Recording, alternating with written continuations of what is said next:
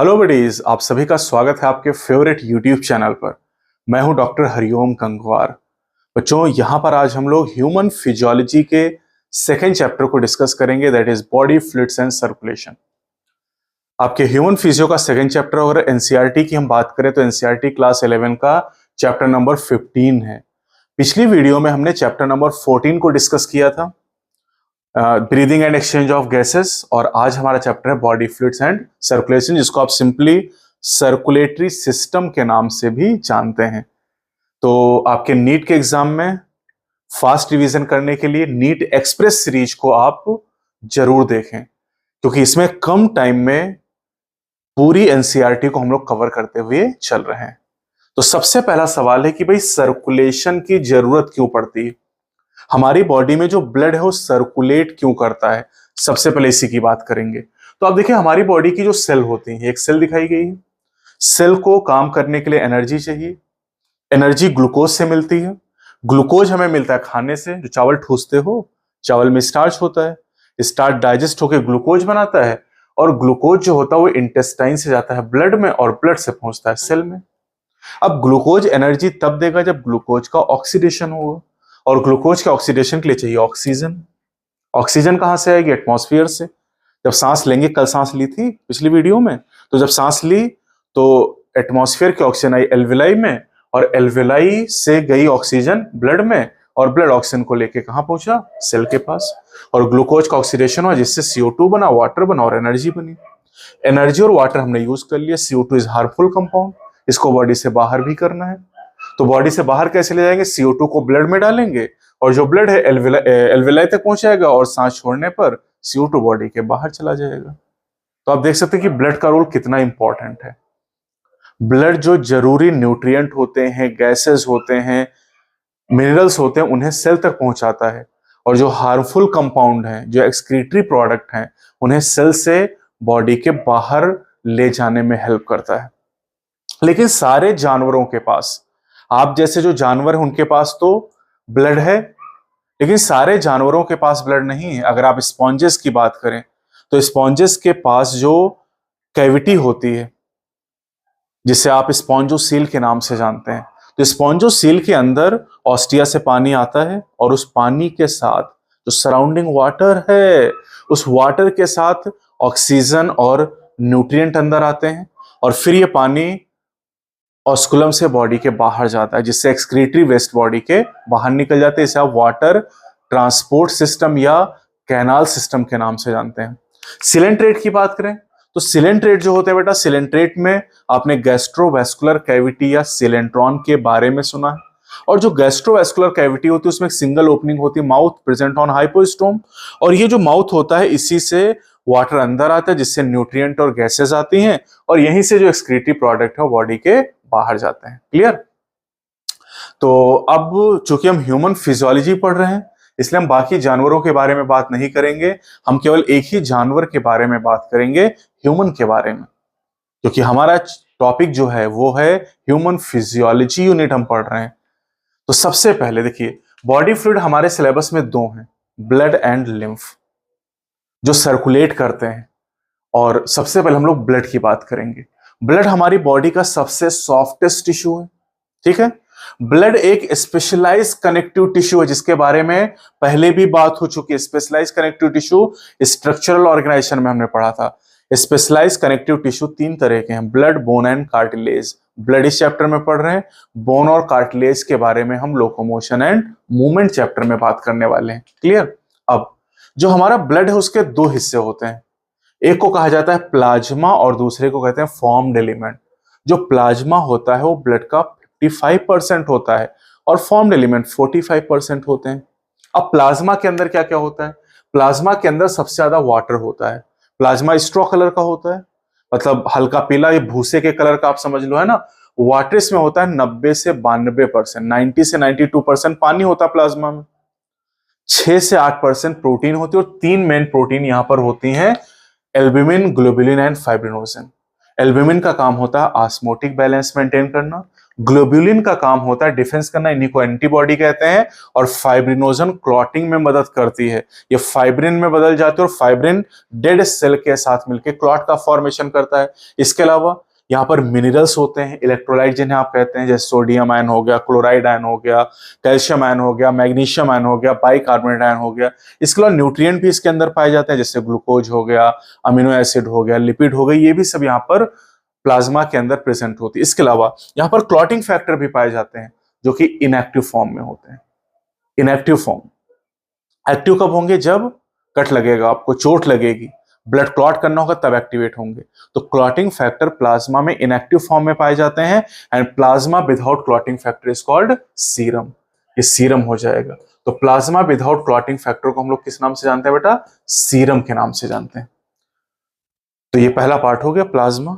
Blood के दो part है, प्लाज्मा एंड फॉर्म्ड एलिमेंट्स। अब बात करते हैं फॉर्म्ड एलिमेंट्स के बारे में।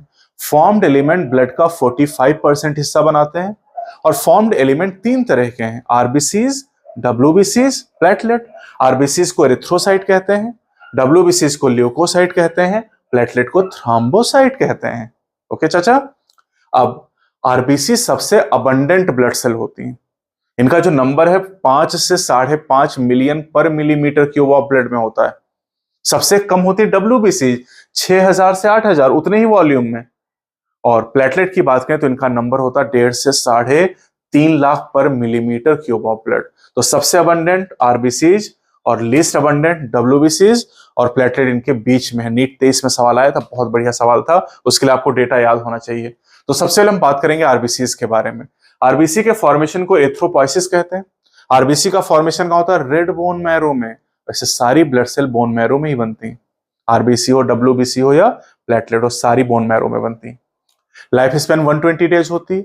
120 डेज की लाइफ स्पैन पूरी होने के बाद स्प्लीन में इनको मार दिया जाता है, इसीलिए हम स्प्लीन को कहते हैं graveyard of RBC. RBC का काम क्या है? Transport of gases. आपने देखा आरबीसी के अंदर एक रेड कलर का आयरन कंटेनिंग पिगमेंट जिसे हीमोग्लोबिन कहते हैं, और हीमोग्लोबिन 97% ऑक्सीजन को ट्रांसपोर्ट करता है और 20 से 25% CO2 को ट्रांसपोर्ट करता है। यानी आरबीसी का जो काम है that is transport of gases. और हमारे खून का रंग इसीलिए लाल है क्योंकि उसके अंदर रेड ब्लड सेल है, और आरबीसी इसलिए रेड है क्योंकि उनके अंदर हीमोग्लोबिन नाम का एक रेड कलर का पिगमेंट पाया जाता है। तो आरबीसी का जो कलर और नाम है वो हीमोग्लोबिन की वजह से ही है। अच्छा, अब जो आरबीसीज होती है उनके अंदर न्यूक्लियस नहीं होता है। मैमेलियन आरबीसी की बात हो रही है, फ्रॉग की आरबीसी में न्यूक्लियस होता है, लेकिन हमारी आरबीसी में न्यूक्लियस नहीं होता है। These are enucleated cell. दूसरी बात, हमारी आरबीसी का डायमीटर 7 माइक्रोमीटर होता है, सेल में हमने पढ़ा था। शेप होता है round and biconcave. Shape round and biconcave होने से सरफेस एरिया बढ़ जाता है ताकि ज्यादा से ज्यादा ये हीमोग्लोबिन को इंक्लूड कर सके अपने अंदर। ठीक है, अब बात करते हैं डब्ल्यूबीसी की। डब्ल्यूबीसी न्यूक्लिएटेड होती हैं और इनका फॉर्मेशन भी बोन मैरो में होता है। मैंने कहा ना, सारी ब्लड सेल, सारे फॉर्म्ड एलिमेंट बोन मैरो के अंदर ही बनते हैं। अब डब्ल्यूबीसी दो तरह की होती है, ग्रेनुलोसाइट एंड एग्रेनुलोसाइट। ग्रेनुलोसाइट तीन तरह के होते हैं, इओसिनोफिल, बेसोफिल एंड न्यूट्रोफिल। और एग्रेनुलोसाइट दो तरह की, मोनोसाइट एंड लिम्फोसाइट। अब इन 5 तरह की जो डब्ल्यूबीसी हमारे पास निकल के, इन 5 में सबसे कम मात्रा में होती है बेसोफिल। बेसोफिल 0.5 से 1% होती है, सब सामने लिखा है, 0.5 से 1%। यूसिनोफिल दूसरे नंबर पे आती हैं, यूसिनोफिल का नंबर है 2 से 3% डब्ल्यूबीसी के अंदर। इसके बाद मोनोसाइट आती है, मोनोसाइट होती है 6 से 8%। मोनोसाइट के बाद आ जाती है लिम्फोसाइट 20 से 25%, और सबसे अबंडेंट डब्ल्यूबीसीज हैं न्यूट्रोफिल 60 से 65%। अब हर एक सेल का एक पर्टिकुलर फंक्शन है। जैसे अगर हम लोग, एक तो परसेंटेज आपको अच्छे से याद करना है। अब इनमें मोनोसाइट का साइज सबसे बड़ा होता है और इनका किडनी शेप का न्यूक्लियस होता है। ये एनसीईआरटी में डायग्राम में आपको दिखाई देगा। ठीक, अब काम की बात कर लेते हैं। काम क्या होता है? यूसिनोफिल का काम होता है रेजिस्ट इन्फेक्शन, बहुत इंपॉर्टेंट है। ये इन्फेक्शन को रेजिस्ट करती है और एलर्जिक रिएक्शन में इन्वॉल्व होती है। बेसोफिल जो होती है इन्फ्लामेटरी रिएक्शन में इन्वॉल्व होती है। ये हिस्टामिन, हेपेरिन और सीरोटोनिन को सिक्रीट करती है। न्यूट्रोफिल और मोनोसाइट ये दोनों फैगोसिटिक सेल होती हैं। लिम्फोसाइट इम्यून रिस्पांस में इन्वॉल्व होती हैं। लिम्फोसाइट दो तरह की होती है, B lymphocyte and T lymphocyte. B lymphocyte humoral immune response या एंटीबॉडी मीडिएटेड इम्यून रिस्पॉन्स में इन्वॉल्व होते हैं, और जो टी लिम्फोसाइट होती है वो सीएमआई यानी सेल मीडिएटेड इम्यूनिटी में इन्वॉल्व होती हैं। और जो सीएमआई होता है वो ग्राफ्ट रिजेक्शन के लिए रिस्पॉन्सिबल होता है, और ग्राफ्ट रिजेक्शन को रोकने के लिए साइक्लोस्पोरिन ए नाम की दवाई पेशेंट को देते हैं, जो कि ट्राइकोडर्मा पॉलीस्पोरम नाम के फंगस से निकलती है, और ये फंगस मेंबर है ड्यूटेरोमाइसीट का। तो कई सारे चैप्टर यहां आप देख रहे हैं लिंक हो रहे हैं, अगर आप ध्यान से सुनेंगे तो हर एक चीज आपको याद आएगी, और बहुत कम टाइम में हम रिवाइज कर पाएंगे। प्लेटलेट की बात करते हैं। प्लेटलेट को थ्रोम्बोसाइट कहा जाता है, और इनका फॉर्मेशन भी बोन मैरो में होता है। एक स्पेशल टाइप की सेल यहां पर होती है, दैट इज मेगाकैरियोसाइट, और मेगाकैरियोसाइट से ही प्लेटलेट बनती है। लेकिन प्लेटलेट कोई सेल नहीं, these are actually cell fragment जो बनती है मेगाकैरियोसाइट से। प्लेटलेट का जो काम है क्लॉटिंग में हेल्प करना। अगर प्लेटलेट की कमी हो जाए तो क्लॉटिंग डिसऑर्डर होते हैं, and that lead to the excessive loss of blood from the body. और ऐसा कहां होता है? Dengue fever. नॉर्मली आप जानते हैं प्लेटलेट का नंबर 1.5 लाख से 3.5 लाख के बीच में होता है, लेकिन आपने सुना होगा जिसको डेंगू होता है उसमें प्लेटलेट का नंबर कहीं 50,000 आ गया, 40,000 आ गया, 10,000 तक आ जाता है। लोग आईसीयू में भर्ती होते हैं डेंगू में। ठीक है, आगे बढ़ते हैं हम लोग। अब आते हैं अगले टॉपिक पे, ब्लड ग्रुप्स। ब्लड की बात हो गई, अब चलते हैं ब्लड ग्रुप की बात करते हैं। ब्लड ग्रुप बहुत तरह के होते हैं, लेकिन हमें 2 तरह के ब्लड ग्रुप के बारे में जानना है, एबीओ सिस्टम के बारे में और आरएस सिस्टम के बारे में। अगर एबीओ ब्लड ग्रुपिंग की बात करते हैं, है ना, एबीओ ब्लड ग्रुपिंग, तो एबीओ ब्लड ग्रुपिंग जो हमारे पास है बेटा, एबीओ चाहे आरएच हो, कोई भी ब्लड ग्रुप डिटरमाइन होता है टाइप ऑफ एंटीजन के द्वारा, यानी ब्लड ग्रुप को डिफाइन किया था टाइप ऑफ एंटीजन से। एबीओ सिस्टम में 2 एंटीजन होते हैं, A antigen and B antigen. Antigen कहां पर होते हैं? ये आरबीसी की मेम्ब्रेन पर पाए जाते हैं। Antigen present on membrane of RBC. अच्छा, एंटीजन होंगे तो एंटीबॉडी भी होंगी। एंटीबॉडी कहां पर होती है? प्लाज्मा में, जिनको आप ग्लोबुलिन के नाम से जानते हैं। अभी प्लाज्मा में आपने ग्लोबुलिन के बारे में पढ़ा है। अच्छा, अब आरबीसी के मेम्ब्रेन पर 2 एंटीजन में से कोई भी हो सकता है, ए एंटीजन या बी एंटीजन। अगर आरबीसी की मेम्ब्रेन पर ए एंटीजन है, अगर ए एंटीजन आरबीसी की मेम्ब्रेन पर, तो ए ब्लड ग्रुप। बी एंटीजन है तो बी ब्लड ग्रुप। अगर आरबीसी के मेम्ब्रेन पर दोनों एंटीजन है तो ए बी ब्लड ग्रुप, और अगर कोई एंटीजन नहीं, निल, तो ओ ब्लड ग्रुप। तो ब्लड ग्रुप कैसा होगा वो एंटीजन पे निर्भर करता है। एंटीबॉडी की बात करें तो जिस पर्सन का ब्लड ग्रुप ए है बेटा, उसके प्लाज्मा में एंटी बी एंटीबॉडी होती है। जिसका ब्लड ग्रुप बी है उसके प्लाज्मा में एंटी ए एंटीबॉडी होंगी। जिसका ब्लड ग्रुप ए बी है उसमें कोई भी एंटीबॉडी नहीं होती, निल है। और जिसका ब्लड ग्रुप ओ है उसमें दोनों antibody, anti A and anti B. क्या समझे? ए बी पर्सन में कोई भी एंटीबॉडी नहीं है, और ओ पर्सन में कोई भी एंटीजन नहीं पाया जाता है। क्लियर? अच्छा, अब ए बी जो पर्सन है, डोनर कॉम्पेटिबिलिटी की बात करें तो ए बी को यूनिवर्सल रेसिपिएंट कहते हैं, क्योंकि इसमें कोई एंटीबॉडी नहीं है। और ओ को यूनिवर्सल डोनर कहा जाता है, मैं भी यूनिवर्सल डोनर हूं। ओ को यूनिवर्सल डोनर कहा जाता है क्योंकि इसमें कोई भी एंटीजन नहीं होता है। अच्छा, ब्लड ट्रांसफ्यूजन में क्या ध्यान रखते हैं? ब्लड ट्रांसफ्यूजन में यह ध्यान रखते हैं कि जो डोनर का एंटीजन और रेसिपिएंट का एंटीबॉडी कंपैटिबल होना चाहिए। मतलब अगर डोनर के एंटीजन में ए है तो रेसिपिएंट के एंटीबॉडी में एंटी ए नहीं होना चाहिए। इधर अगर डोनर में बी एंटीजन है तो यहां पर एंटी बी नहीं होना चाहिए, बस इतना ध्यान देना है। ए के सामने एंटी ए नहीं पढ़ना चाहिए और बी के सामने एंटी बी नहीं पढ़ना चाहिए। और यहां पर आप देख सकते हैं कि जो ए पर्सन, कलुआ का ब्लड ग्रुप ए है और पुष्पा का बी है, क्या कलुआ पुष्पा को खून दे सकता है? तो अब कलुआ का ब्लड ग्रुप ए है, ये डोनर है, डोनर में एंटीजन देखोगे तो ए ब्लड ग्रुप में एंटीजन, और पुष्पा रेसिपिएंट है, इसमें एंटीबॉडी एंटी ए है क्योंकि बी ब्लड ग्रुप है। अब ए के सामने एंटी ए आ गया, यानी ब्लड ग्रुप नहीं दे सकते। कुछ समझ में आया? तो ए पर्सन को ए ब्लड ग्रुप वाला खून दे सकता है और ओ वाला, बी वाले को बी वाला दे सकता है और ओ वाला दे सकता है, ए बी वाले को सारे ब्लड ग्रुप वाले ब्लड दे सकता है और ओ को केवल ओ वाला ही खून दे सकता है। चाहे सिंपली ऐसे याद कर लो, या फिर जो फंडा मैंने बताया ये फंडा आप ध्यान रखना कि डोनर का एंटीजन चेक करते हैं और रेसिपिएंट की एंटीबॉडी, ए के सामने एंटी ए ना पड़े और बी के सामने एंटी बी ना पड़े। कुछ बात समझ में आई क्या बेटा? ठीक है, ये वही कहानी लिखी हुई। अब आते हैं आरएच ग्रुपिंग के बारे में। आरएच ब्लड ग्रुप पहले बंदरों में पता चला, फिर जानवरों में पता चला, ह्यूमन में पता चला। ठीक है, पहले बंदरों में। बंदर कौन सा? Rhesus monkey. मंकी होता है मकाका, मकाका रीसस में, और रीसस मंकी में जो आरएच आता है, यहीं से आरएच ब्लड ग्रुप नाम रखा गया। अब आरएच ब्लड ग्रुप को भी आरएच एंटीजन डिफाइन करता है। अब आरएच, यहां पर एक ही एंटीजन, आरएच एंटीजन। अब आरएच एंटीजन या तो आरबीसी के मेम्ब्रेन पे होगा या नहीं होगा। आरबीसी की मेम्ब्रेन पे होगा तो आरएच पॉजिटिव ब्लड ग्रुप बोलेंगे, नहीं होगा तो आरएच नेगेटिव बोलेंगे। यानी आरएच सिस्टम में 2 ब्लड ग्रुप हैं, RH positive and RH negative. ABO system में 4 थे। 80% लोग दुनिया में आरएच पॉजिटिव हैं और 20% लोग आरएच नेगेटिव हैं। ठीक है। अब आरएच इनकॉम्पेटिबिलिटी का जो केस है वो बहुत इंपॉर्टेंट है। आरएच इनकॉम्पेटिबिलिटी कब होगी? आरएच इनकॉम्पेटिबिलिटी तब होगी जब मां का ब्लड ग्रुप आरएच नेगेटिव हो और फीटस का ब्लड ग्रुप आरएच पॉजिटिव हो। पहली प्रेगनेंसी में कोई दिक्कत नहीं होगी। दिक्कत कब होगी? सेकंड प्रेगनेंसी में। सेकंड प्रेगनेंसी में जो आरएच एंटीबॉडीज मां के ब्लड से हैं वो फीटस में जाएंगी और फीटल आरबीसी को मारना शुरू करेंगी, जिससे एरिथ्रोब्लास्टोसिस फिटाइलिस कहेंगे। इसमें सीवियर जॉन्डिस और एनीमिया बच्चे को हो जाएगा सेकंड प्रेगनेंसी में।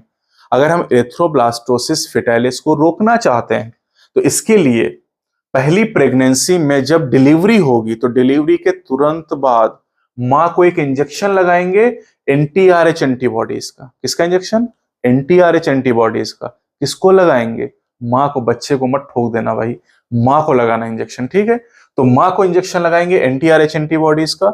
एंटी-आरएच एंटीबॉडी मां के ब्लड में जो आरएच एंटीबॉडीज उनको खत्म कर देंगी, और जब ये आरएच एंटीबॉडी होंगी ही नहीं तो प्लेसेंटा से लीक करके बच्चे में नहीं जाएंगी सेकंड प्रेगनेंसी में, और बच्चे को सीवियर एनीमिया जॉन्डिस यानी एरिथ्रोब्लास्टोसिस फिटाइलिस नहीं होगा। तो सवाल मेनली ये पूछा जाता है, आरएच इनकॉम्पेटिबिलिटी कब होगी? मां जब आरएच नेगेटिव हो, बच्चा आरएच पॉजिटिव हो, तब। दिक्कत सेकंड प्रेगनेंसी में होगी। अवॉइड कैसे करेंगे? एंटी आरएच एंटीबॉडी का इंजेक्शन देंगे। किसको देंगे? मां को देंगे। कब देंगे? Just after the delivery of the first child, ताकि सेकेंड प्रेगनेंसी में या उसके बाद की प्रेगनेंसीज में दिक्कत ना हो। ठीक है। अगला टॉपिक है ब्लड क्लॉटिंग या ब्लड कोएगुलेशन। ब्लड क्लॉटिंग में कैल्शियम आयन बहुत इंपॉर्टेंट रोल प्ले करता है। कैल्शियम आयन का वैसे एक रोल आप मसल कॉन्ट्रैक्शन में भी जानते हैं। ट्रोपोनिन से जुड़ता था, अनमास्किंग करता था क्रॉस ब्रिज बनाने के लिए। ठीक है। तो कैसे शुरू होता है? Cascade process. जब हमें कट लगता है या कभी चोट लगती है तो एक कैस्केड प्रोसेस शुरू होता है। कैस्केड में 13 फैक्टर होते हैं, लेकिन कोई भी फैक्टर आपके सिलेबस में नहीं है तो ये तो बहुत अच्छी बात है सर, है ना। तो कैस्केड प्रोसेस में क्या हो रहा है? देखो, कैस्केड प्रोसेस जब चलता है तो थ्रोम्बोकाइनेज नाम का एक एंजाइम कॉम्प्लेक्स बनता है। ये सब ब्लड में चल रहा है। थ्रोम्बोकाइनेज प्रोथ्रोम्बिन नाम की प्रोटीन को थ्रोम्बिन में चेंज करता है। थ्रोम्बिन में एंजाइम की तरह काम करता है। फाइब्रिनोजन जो हमारे प्लाज्मा में, उसे फाइब्रिन में बदलता है, और फाइब्रिन डेड सेल के साथ मिलकर क्लॉट बनाता है, और क्लॉट बनते ही खून का बहना बंद हो जाता है। तो ये पूरा क्लॉटिंग का प्रोसेस हो गया। एग्जाम में अभी लेटेस्ट सवाल पूछा गया था कि जो थ्रोम्बिन होता है ये फाइब्रिनोजन को फाइब्रिन में चेंज कर देता है। क्लियर? चलो आगे बढ़ते हैं। प्लेटलेट से कुछ फैक्टर निकलते हैं जहां पे चोट लगती है, जो क्लॉटिंग को एक्टिवेट करता है, और डैमेज टिश्यू से कुछ फैक्टर निकलते हैं जो क्लॉटिंग को इनिशिएट करने का काम करते हैं। अगला बॉडी फ्लूइड है लिम्फ। अभी हमने ब्लड के बारे में पढ़ा, अब लिम्फ की बात करते हैं। लिम्फ क्या होता है? लिम्फ की अगर हम बात करें तो जो लिम्फ होता है, this is blood minus formed element plus plasma protein. Blood में से फॉर्म्ड एलिमेंट को निकाल दो प्लस प्लाज्मा प्रोटीन को निकाल दो, बाकी जो बचा वो लिम्फ है। लेकिन यहां पर कुछ मात्रा में लिम्फोसाइट प्रेजेंट होती है, तभी तो नाम लिम्फ है। लिम्फ टर्म कहां से है? लिम्फोसाइट से। और अगर लिम्फोसाइट है तो लिम्फोसाइट का काम क्या है? Immune response. यानी जो लिम्फ है इसका इम्यून रिस्पॉन्स होता है।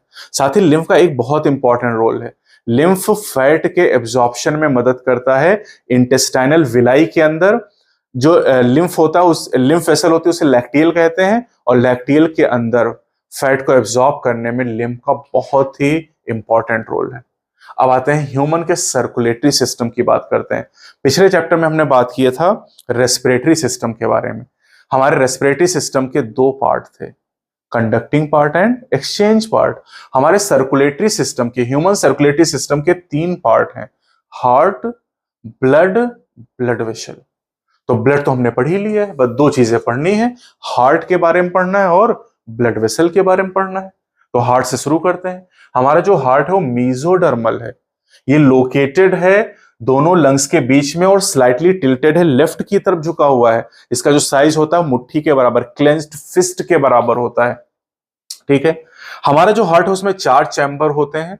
दो अपर चैम्बर होते हैं, स्मॉलर होते हैं, जिन्हें एट्रिया कहते हैं, और दो लोअर चैम्बर जो कि लार्जर होते हैं, इन्हें वेंट्रिकल के नाम से जाना जाता है। तो हमारे पास दो एट्रिया हैं, दो वेंट्रिकल हो जाएंगे।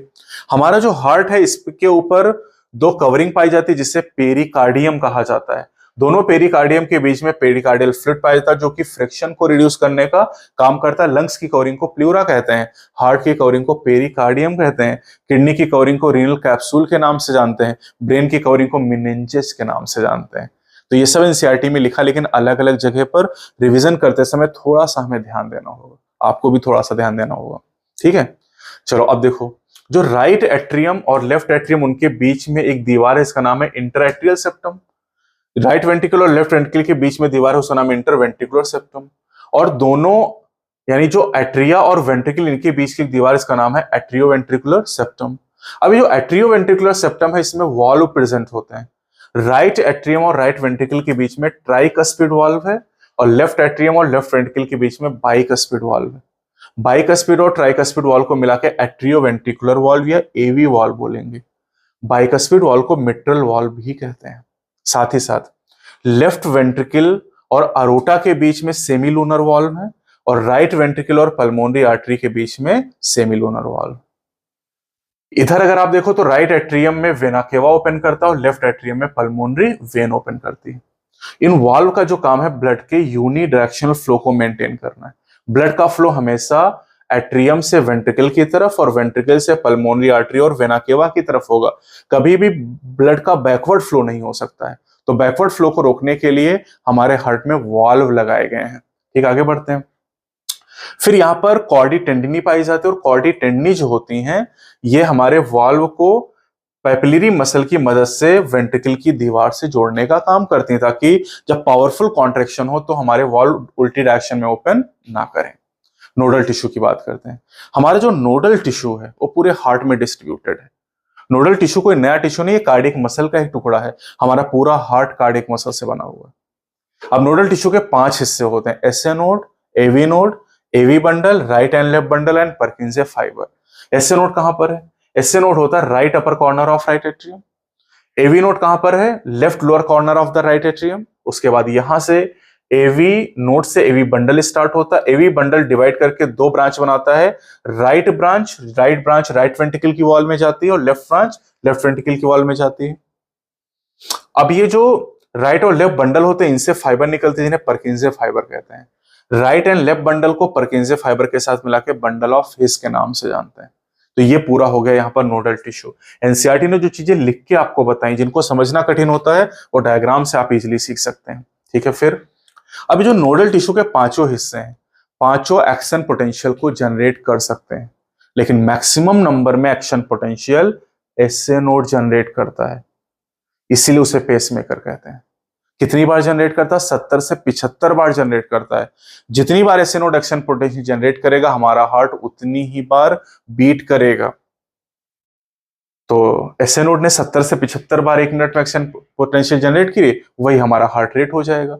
एसए नोड इनिशिएट करता है हमारी जो हार्ट बीट होता है, और हार्ट बीट को मेंटेन भी करता है, इसलिए इसे पेसमेकर के नाम से जानते हैं। हार्ट रेट का मतलब होता है number of beats per minute. हमारा हार्ट 70 से 75 बार बीट करता है, एवरेज बीट होती है 72 पर मिनट। यानी हमारा हार्ट रेट 72 पर मिनट है, या 70 टू 75 पर मिनट, 70 से 75 बार। और जो ब्रीदिंग रेट है वो पिछले वीडियो में हमने पढ़ा था 12 से 16 टाइम्स पर मिनट।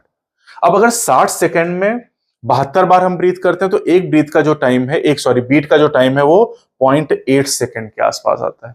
यानी एक बार हार्ट बीट में 0.8 सेकेंड का टाइम लगता है। ठीक है, अब इस पूरे 0.8 सेकेंड के दौरान, मतलब एक हार्ट बीट के दौरान हमारे हार्ट में क्या क्या घटनाएं होती हैं, उनको समझने के लिए यहां पर हम लोग बात करेंगे कार्डियक साइकिल के बारे में।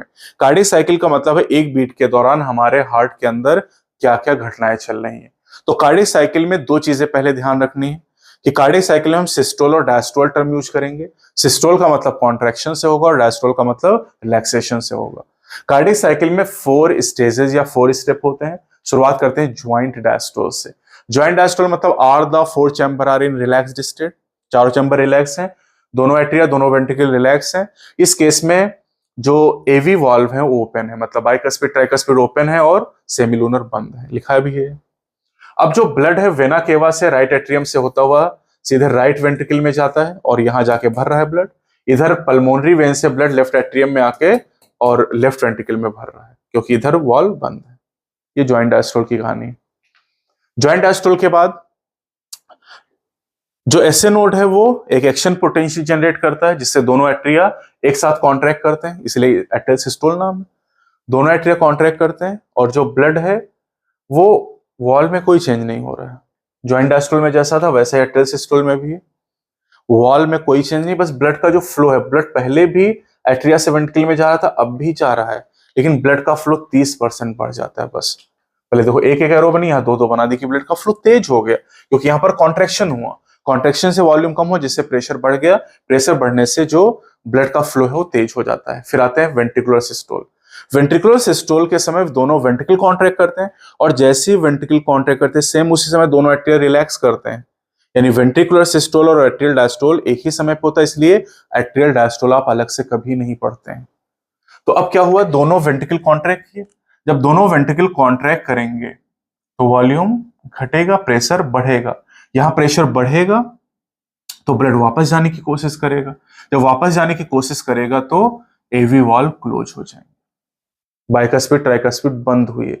जैसी वॉल्व बंद हुई पहला साउंड जनरेट हुआ, दैट इज लब, पहला हार्ट साउंड आया लब।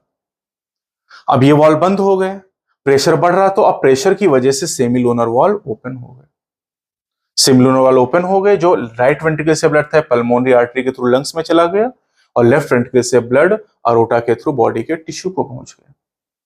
अब वेंट्रिकल कॉन्ट्रैक्ट किए तो वेंट्रिकल रिलैक्स करेंगे, दैट इज वेंट्रिकुलर डायस्टोल। जब वेंट्रिकल डायस्टोल में आएंगे मतलब रिलैक्स करेंगे तो वॉल्यूम बढ़ेगा, तो प्रेशर घटेगा, प्रेशर घटेगा तो जो ब्लड है ये वापस जाने की कोशिश करेगा, लेकिन वापस जाने की कोशिश को नाकाम करने के लिए जो सेमिलूनर हो बंद हो जाएंगे फिर से। जैसे ही बंद होंगे वैसे सेकंड साउंड जनरेट होगा, दैट इज डब। और इधर जो ब्लड आ रहा है उस ब्लड के प्रेशर की वजह से जो एवी वॉल्व है बाइकस्पिड एंड ट्राइकस्पिड वो खुल जाएंगे।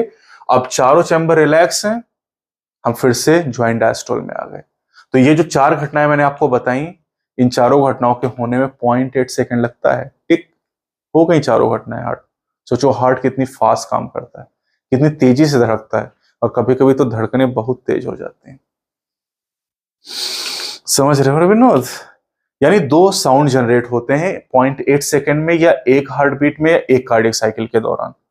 एक कार्डियक साइकिल के दौरान दो साउंड जनरेट होते हैं, दोनों साउंड क्लोजिंग से जनरेट होते हैं। वॉल के ओपन होने से कभी साउंड जनरेट नहीं होगा, ध्यान रखना है। तो हार्ट साउंड को सुनते किससे? स्टेथोस्कोप आला से सुनते हैं ना। और पहला हार्ट साउंड होता है लब, दूसरा हार्ट साउंड होता है डब। जो लब है this is due to the closure of AV valve, यानी बाइकस्पिड और ट्राइकस्पिड वॉल्व के बंद होने से पहला साउंड आता है, and second heart sound generated due to closure of semilunar valve. अच्छा, जो पहला साउंड आता है वेंट्रिकुलर सिस्टोल के समय आता है, यानी तीसरी स्टेज कार्डियक साइकिल की, और दूसरा साउंड आता है वेंट्रिकुलर डायस्टोल के समय। अब जब हमारा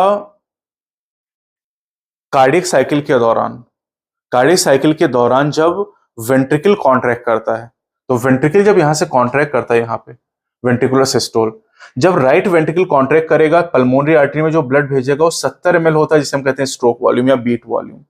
इधर भी 70 ml ब्लड जाएगा, जिसे स्ट्रोक वॉल्यूम या बीट वॉल्यूम कहेंगे। यानी एक बार जब राइट वेंट्रिकल कॉन्ट्रैक्ट करेगा तो पल्मोनरी आर्टरी में 70 ml ब्लड भेजेगा, और लेफ्ट वेंट्रिकल भी अरोटा में 70 ml ब्लड भेजेगा। तो blood pump by each ventricle in one cardiac cycle is called stroke volume, 70 ml value होती है। और अगर एक मिनट में बात करें तो एक मिनट में अगर कितना ब्लड भेजेगा तो उसे हम कहेंगे cardiac output, volume of blood pump by each ventricle in 1 minute. तो कार्डियक आउटपुट को कैसे निकालेंगे? Stroke volume multiplied with heart rate. Stroke volume 70 ml है और हार्ट रेट 72 है, तो ये आ जाएगा करीब 5000 ml लगभग में। मैंने पूरा कैलकुलेट करके दिखाया तो 5 लीटर नॉर्मल। और ये दोनों वेरिएबल है, स्ट्रोक वॉल्यूम भी बदल सकता है, हार्ट रेट भी बदलता है।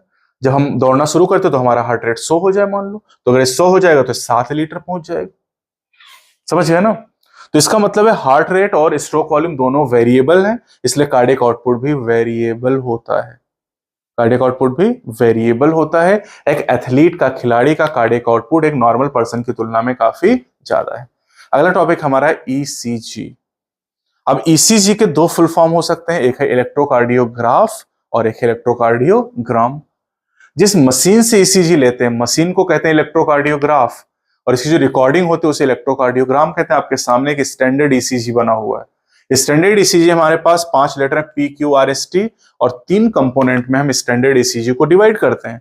इस ईसीजी बताता क्या है? ECG is the graphical representation of electrical activity offer during one cardiac cycle.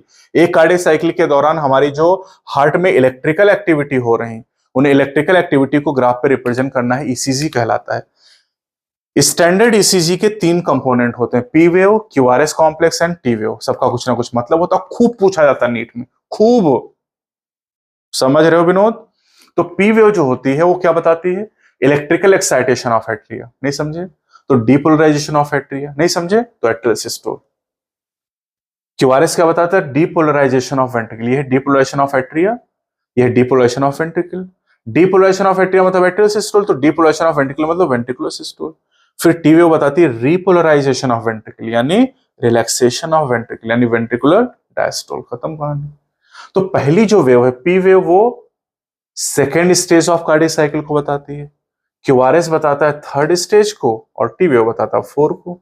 तो P2, क्यूआरएस थर्ड और टी वेव 4। खत्म कहानी। स्टैंडर्ड ईसीजी प्राप्त करने के लिए पर्सन को 3 इलेक्ट्रिकल लीड से अटैच करते हैं। दोनों कलाइयों में यानी दोनों रिस्ट में एक एक लीड लगाते हैं, और एक लेफ्ट एंकल में लगाते हैं। एंकल मतलब बाएं पैर की एड़ी में हम लोग लगाएंगे। एंकल मतलब ये नहीं कि बगल में अंकल खड़े हो एक लीड उनको लगा दी, ये लो अंकल, तो लेफ्ट एंकल में। अगर हम डिटेल में हार्ट के फंक्शन को इवेलुएट करना चाहते हैं तो उसके लिए हम मल्टीपल लीड का यूज करेंगे। और मल्टीपल लीड हम कहाँ यूज करेंगे? चेस्ट रीजन में। और इसका क्लिनिकल सिग्निफिकेंस है, मतलब बीमारियों का पता लगाने के लिए इसका यूज करते हैं। किसका? ईसीजी का, स्टेथोस्कोप का क्लिनिकल सिग्निफिकेंस है। पिछले वीडियो में आपको बताया था मैंने रेस्पिरेटरी वॉल्यूम के बारे में, रेस्पिरेटरी कैपेसिटीज के बारे में, स्टेथोस्कोप के बारे में, उनका भी क्लिनिकल सिग्निफिकेंस था। यहाँ पर हार्ट साउंड हो गए, ईसीजी हो गया, स्टेथोस्कोप हो गए, इन सबका क्लिनिकल सिग्निफिकेंस है। अब आते हैं सर्कुलेटरी पैटर्न की बात करते हैं।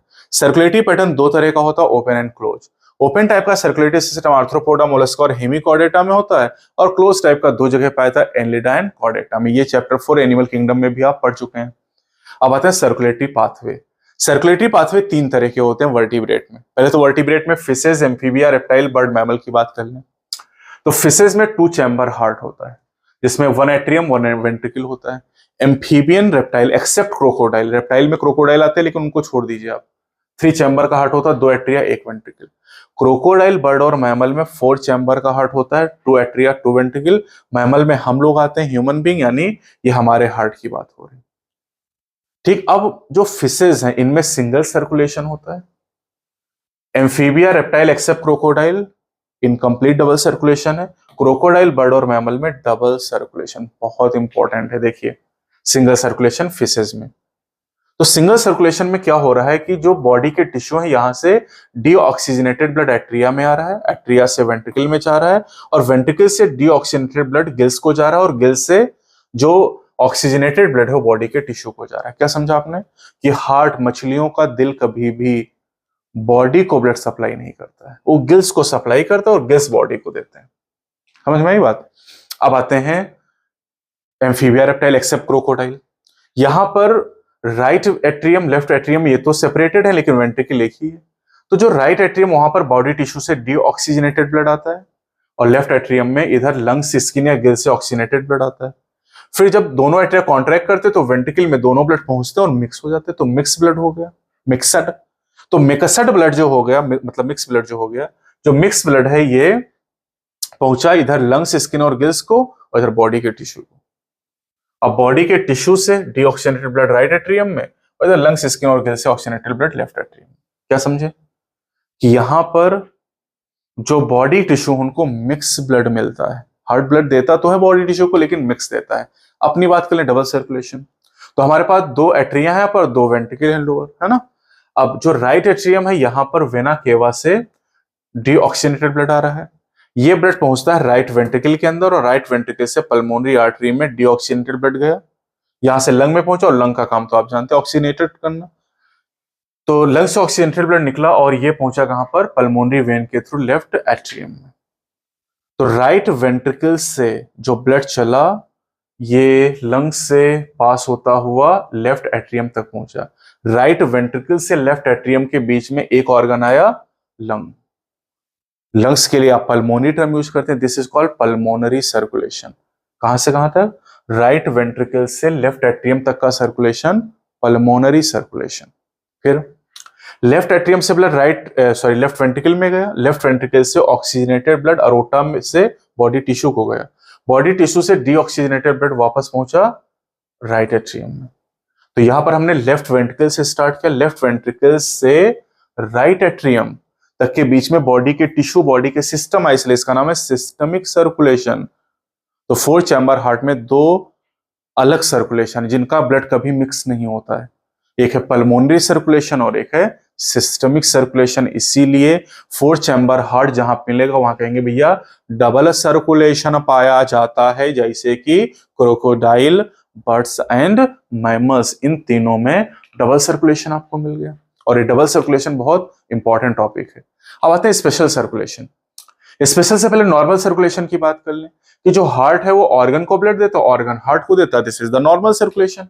स्पेशल में पहला है पोर्टल सर्कुलेशन। पोर्टल में क्या हुआ, पोर्टल में हार्ट ने एक ऑर्गन को ब्लड दिया, होना क्या चाहिए था, ऑर्गन को वापस कर देना चाहिए था।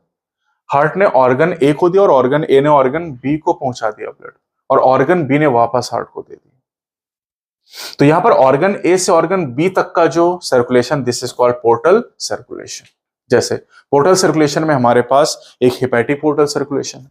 हेपेटिक पोर्टल सर्कुलेशन में क्या होता है बेटा, ध्यान से देखिएगा, हार्ट से ब्लड इंटेस्टाइन को गया, होना क्या चाहिए था, इंटेस्टाइन को ब्लड वापस करना चाहिए था, लेकिन इंटेस्टाइन से ब्लड लिवर को गया। तो इंटेस्टाइन से लिवर तक का जो रास्ता है, this is called hepatic portal system, और लिवर से ब्लड वापस हार्ट को आया, समझे। और इंटेस्टाइन से लिवर को जो ब्लड लेके गया वो हेपेटिक पोर्टल वेन है। तो एग्जाम में क्या पूछा जाएगा कि हेपेटिक पोर्टल वेन ब्लड को कहां से कहां ले जाती है, इंटेस्टाइन से लिवर ब्लड पहुंचाने का काम करती है। एक और हम लोगों में होता है पोर्टल सिस्टम, जिसे हम लोग कहते हैं हाइपोफाइसल पोर्टल सिस्टम। हाइपोफाइसल पोर्टल सिस्टम में क्या होता है कि जो हाइपोथैलेमस होता है उससे एंटीरियर पिट्यूटरी को ब्लड जाता है। अच्छा, मेढक में हेपेटिक पोर्टल सिस्टम के अलावा रीनल पोर्टल सिस्टम भी पाया जाता है। हेपेटिक के अलावा रीनल पोर्टल सिस्टम, जहां पर लोअर लिम्ब से किडनीज को ब्लड भेजा जाता है। हम लोगों में रीनल पोर्टल सिस्टम नहीं है, हम लोगों में हेपेटिक पोर्टल सिस्टम, और जो हाइपोथैलेमस से पिट्यूटरी वाला बता उसे हाइपोफाइसियल पोर्टल सिस्टम कहते हैं। दूसरा एक स्पेशल सर्कुलेशन है कोरोनरी सर्कुलेशन। कोरोनरी सर्कुलेशन एक ऐसा सिस्टम है जिसमें हार्ट अपनी खुद की मसल को ब्लड सप्लाई करता है। वाह भाई वाह, हार्ट पूरी बॉडी को ब्लड सप्लाई कर रहा है, लेकिन खुद को भी सप्लाई कर रहा है। जब पूरी बॉडी को सप्लाई कर रहा है तो उसे हम पल्मोनरी सर्कुलेशन और सिस्टमिक सर्कुलेशन कह रहे हैं, जब खुद को दे रहा तो उसे कोरोनरी सर्कुलेशन कहते हैं, and this is a special type of circulation. तो ये तो कहानी हो गई ब्लड के बारे में, हार्ट के बारे में। अब अगले टॉपिक ब्लड वेसल, क्योंकि आप जानते हैं हमारे सर्कुलेटरी सिस्टम के 3 पार्ट हैं, heart, blood, blood vessel. Blood पढ़ा दिया, हार्ट पढ़ा दिया, अब क्या पढ़ लें, ब्लड वेसल। ब्लड वेसल होती तो बहुत है, 3 आप जानते हैं, आर्टरी, वेन, कैपिलरी। आर्टरी और वेन के बारे में पढ़ लेते हैं। आर्टरी और वेन की बात करें बेटा तो इनकी जो वॉल लेयर होती है उसमें 3 लेयर होती हैं, ठीक, वॉल में 3 लेयर होती हैं। सबसे बाहर होती है ट्यूनिका एक्सटर्ना जो कि कनेक्टिव टिश्यू से बनी है, मिडिल होती है ट्यूनिका मीडिया जो कि स्मूथ मसल से बनी है, और इनर होती है ट्यूनिका इंटीमा जो कि स्क्वैमस एपिथेलियम होती है जिसे एंडोथेलियम कहा जाता है। अब जो स्मूथ मसल लेयर है ट्यूनिका मीडिया, ये थिक होती है आर्टरी में, और आर्टरी में जब ये मोटी हो जाएगी तो ल्यूमेन सकरा हो जाएगा, नैरो। वेन में थिन होती है तो जब थिन हो जाएगी तो ल्यूमेन वाइड हो जाएगा। तो आर्टरी का ल्यूमेन नैरो, ल्यूमेन जितना नैरो करोगे प्रेशर उतना ज्यादा। वेन में ल्यूमेन जो है वो वाइड हो गया, ल्यूमेन वाइड करोगे तो प्रेशर कम हो जाएगा, क्योंकि वॉल्यूम जितना ज्यादा करोगे प्रेशर उतना कम हो जाएगा। बॉयस लॉ की हम हमेशा बात ही करते हैं, ये यहाँ पर लिखा हुआ है, ठीक है। कैपिलरी की बात करें तो कैपिलरी में केवल ट्यूनिका इंटीमा होती है, ट्यूनिका एक्सटर्ना और ट्यूनिका मीडिया लेयर वहां पर नहीं पाई जाती है। तो सिंगल लेयर स्क्वैमस एंडोथेलियम की पाई जाती है। रेगुलेशन की बात करें बेटा तो हार्ट, हमारा हार्ट मायोजेनिक होता है, मायोजेनिक हार्ट है हमारा। और ये जो हमारा हार्ट है दिस इज इंट्रिंसिकली रेगुलेटेड, मतलब ऑटो रेगुलेटेड। हमारे हार्ट में हार्ट बीट को इनिशिएट करने के लिए न्यूरल सिग्नल की जरूरत नहीं है। हमारा जो एसओ नोड है वो संदेश देगा और हमारा जो हार्ट है वो बीट करेगा। तो हार्ट एक्टिविटीज को मॉडरेट, संतुलित करने का काम न्यूरल और एंडोक्राइन सिस्टम के द्वारा किया जाता है। न्यूरल सिस्टम में देख लो, एक कार्डियोवैस्कुलर सेंटर है जो कि मेडुला रीजन में पाया जाता है, और ये ऑटोनॉमिक नर्वस सिस्टम के थ्रू हमारी हार्ट एक्टिविटीज को मॉडरेट करता है। ऑटोनॉमिक नर्वस सिस्टम के दो पार्ट है, सिंपैथेटिक एंड पैरासिम्पैथेटिक, जो कि दोनों एंटागोनिस्टिक हैं और अपोजिट फंक्शन करते हैं। सिंपैथेटिक क्या करता है, ये हार्ट रेट को बढ़ाता है, वेंट्रिकुलर सिस्टोल की स्ट्रेंथ को बढ़ाता है और कार्डियक आउटपुट को बढ़ाता है। पैरासिम्पैथेटिक घटा देगा, हार्ट रेट को घटाएगा, कार्डियक आउटपुट को घटाएगा, speed of conduction of action potential को घटा देगा। ठीक है। अब एड्रिनल मेडुला, अगर हार्मोनल कंट्रोल की बात करें तो एड्रिनल मेडुला एड्रिनल ग्लैंड का हिस्सा है, इनर पार्ट है।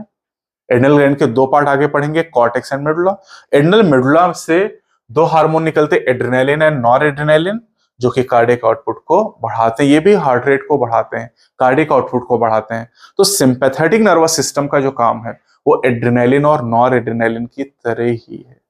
कुछ बात समझ में आई? ठीक है। अब ब्लड प्रेशर की बात करें तो नॉर्मल जो ब्लड प्रेशर होता है 120/80 होता है, जहां पर 120 सिस्टोलिक या पंपिंग प्रेशर कहलाता है और जो 80 है डायस्टोलिक या रेस्टिंग प्रेशर कहलाता है। ये जो प्रेशर हम लोग लिखते हैं ये मिलीमीटर मरकरी में होता है, mmHg में लिया जाता है। ठीक, अब आते हैं डिसऑर्डर, बीमारियों की बात कर लेते हैं। लास्ट टॉपिक, पहला टॉपिक है हाइपरटेंशन, जिसके कहते हैं हाई ब्लड प्रेशर। बहुत कॉमन टर्म कि अरे मेरा बीपी बढ़ गया है ना, बात बात में बीपी बढ़ा लेते हैं। तो अगर किसी का बीपी बार बार चेक कर, रिपीटेड चेक करने पर 140/90 या इससे ज्यादा है, दैट इंडिकेट हाइपरटेंशन। अफेक्ट करेगा हार्ट को, इसके अलावा वाइटल ऑर्गन जैसे कि ब्रेन और किडनी को भी नुकसान पहुंचाएगा। ब्रेन हैमरेज तक हो जाता है हाइपरटेंशन की वजह से, ज्यादा टेंशन लेने से। टेंशन नहीं लेने का, केवल देने का। कोरोनरी आर्टरी डिजीज, कैड कहते हैं, ऐसे एथेरोस्क्लेरोसिस कहते हैं। क्या होता है यहाँ पर फैट, कैल्शियम, कोलेस्ट्रॉल या फाइब्रस टिश्यू का डिपोजिशन हो जाता है कोरोनरी आर्टरी में, जो कि हार्ट की मसल को ब्लड ले जा रही है। अब इनका डिपोजिशन होगा तो हार्ट की मसल को पर्याप्त ब्लड नहीं मिल पाएगा, ऑब्वियस है। हार्ट अटैक में क्या होता है, heart muscle is suddenly damage due to inadequate blood supply, मतलब हार्ट अपनी ही मसल को पर्याप्त ब्लड सप्लाई नहीं कर पा रहा, जिससे हार्ट की मसल डैमेज हो रही है, जिसे कहते हैं हार्ट अटैक। अच्छा, फिर आता है angina, angina pectoris, acute chest pain, अचानक से सीने में दर्द हो, पर्सन बैठा हुआ है, अचानक से सीने में बहुत तेज दर्द हो, एक्यूट चेस्ट पेन। क्यों हो रहा है? क्योंकि हार्ट की मसल को पर्याप्त मात्रा में ऑक्सीजन नहीं मिल पाई। हार्ट फेलियर या कंजेसिव हार्ट फेलियर, यहां पर क्या हो रहा है कि जो हार्ट है वो अपनी बॉडी की जो जरूरत है, जरूरत भर का ब्लड नहीं भेज पा रहा है। बॉडी की जरूरत 5 लीटर की है, ये 4 लीटर भेज पा रहा है, that is heart failure. Heart failure का मेन सिम्टम है congestion in the lungs and cardiac arrest, heart stop beating, दिल धड़कना बंद कर देगा। और दिल धड़कना बंद कर देगा तो क्या होगा? राम नाम सत्य। तो ये टॉपिक हो गया स्वाहा। तो अगले पार्ट में हम लोग बात करेंगे अगले चैप्टर की, that is excretory product and there elimination, यानी हम एक्सक्रीटरी सिस्टम की बात करेंगे। पिछले वीडियो में हमने रेस्पिरेटरी सिस्टम पढ़ा, आज हमने सर्कुलेटरी सिस्टम पढ़ा। अगले पार्ट में हम लोग बात करेंगे एक्सक्रीटरी सिस्टम के बारे में, जहां पर यूरिन के फॉर्मेशन के बारे में, नेफ्रॉन के बारे में, किडनीज के बारे में, role of other organ in excretion, regulation के बारे में, डिसऑर्डर के बारे में, काउंटर करंट सिस्टम के बारे में डिटेल में बात करेंगे। तो चैनल पे नए तो चैनल को सब्सक्राइब जरूर करें, वीडियो को लाइक और शेयर करना बिल्कुल ना भूले, वरना बाबा जी गुस्सा हो जाएंगे। तो बोलो ज्ञान बाबा की जय।